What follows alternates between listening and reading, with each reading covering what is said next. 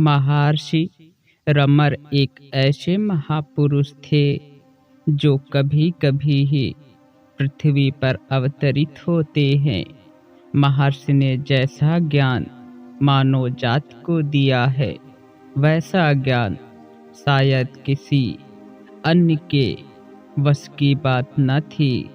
महर्षि ने लोगों को आत्म साक्षात्कार करने का जितना सरल उपाय दिया है, वैसा सरल उपाय वेदों, उपनिषदों तथा किसी अन्य धर्म ग्रंथ में नहीं है। महर्षि का तरीका बहुत ही सरल और सुगम है। बस प्रश्न करो, मैं कौन हूँ? इस मार्ग से बहुत ही शीघ्र व्यक्ति को अपनी आत्मा की अनुभूति हो जाती है और यह अनुभूति मानव के हृदय में होती है। तो उनके साधकों में यह बड़ी संदेह की बात थी कि महर्षि का तात्पर्य किस हृदय से है। उस हृदय से तो नहीं है जिसे जीव विज्ञानी सीने की बाईं ओर बतलाते हैं। तो एक साधक ने एक दिन महर्षि से प्रश्न किया, महर्षि, हृदय कहाँ है तथा साक्षात्कार क्या है? महर्षि उत्तर देते हुए कहते हैं, हृदय भौतिक नहीं है, वह आध्यात्मिक है। हृदय वह केंद्र है जहाँ से संकल्प उदय होते हैं तथा उसी पर वे ठहरते हैं तथा वहीं पर वे घुल जाते हैं। संकल्प ही मन का विषय है तथा ये संकल्प ही जगत की सृष्टि करते हैं। हृदय सबका केंद्र है जिससे ये जीव उत्पन्न होते हैं। उसे उपनिषदों में ब्रह्म कहा गया है। वह हृदय ही है, ब्रह्म ही हृदय है। हृदय ही संपूर्ण अस्तित्व है। इसका सूक्ष्म रूप उसके सीने की दाईं ओर अवश्य अनुभव होता है।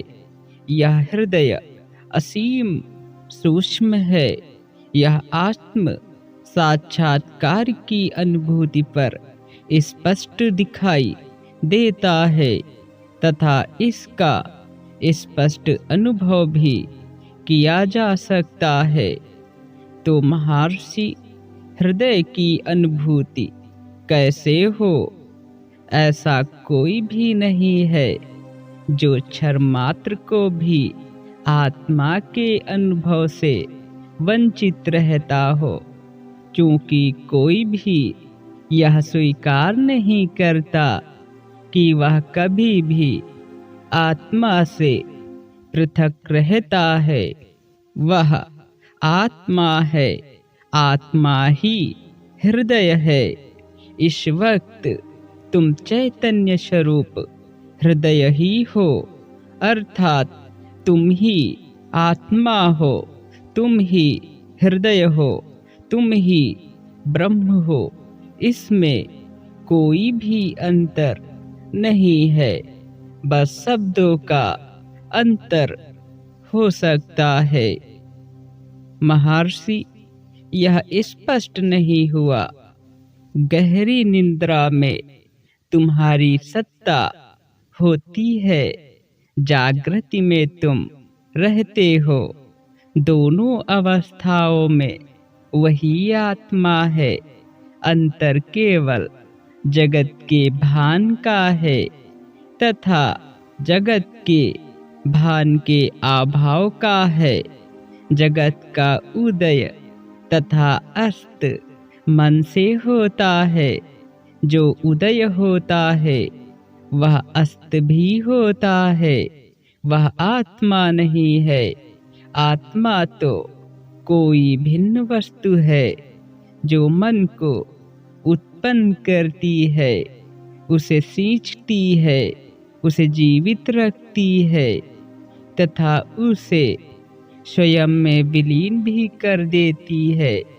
इस प्रकार आत्मा अंतर्निहित मूल स्रोत है। आत्मा ही जगत का अधिष्ठान है। आत्मा तो दृष्टा मात्र है, जो मन को उदय होते हुए भी देखती है तथा इसे अस्त होते हुए भी देखती है। जैसे ही व्यक्ति जागता है, उसके जागने के साथ ही उसका मन और शरीर दोनों ही जागृत होते हैं।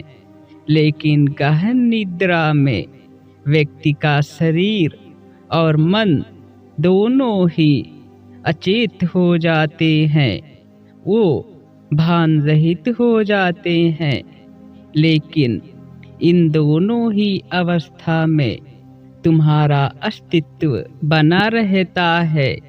तुम्हारा अस्तित्व ही हृदय है। यह किसी विशेष स्थान पर नहीं पाया जाता है। जब तुमसे यह प्रश्न किया जाता है कि तुम कौन हो, तुम अपने सीने के दाहिनी ओर हाथ रखकर कहते हो, मैं हूँ। इस प्रकार तुम अनजाने ही आत्मा की ओर संकेत करते हो।